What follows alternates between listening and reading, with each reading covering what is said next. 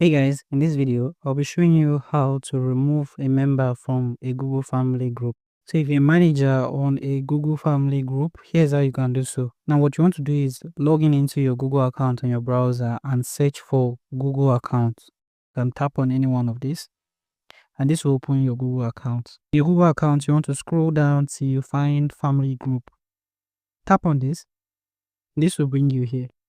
As a family manager, here you find all the members in the group as well as yourself who is a manager. Now what you want to do on any member you want to remove from a family group, you want to tap on the member and you see the option to remove member. Now tap on this.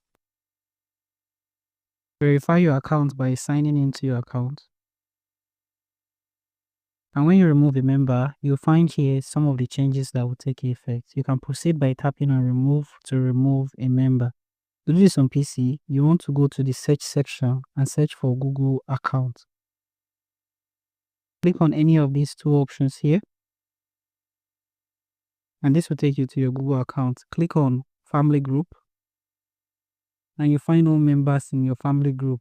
You'll be able to remove them here. So thank you for watching this video and I hope you found this video helpful.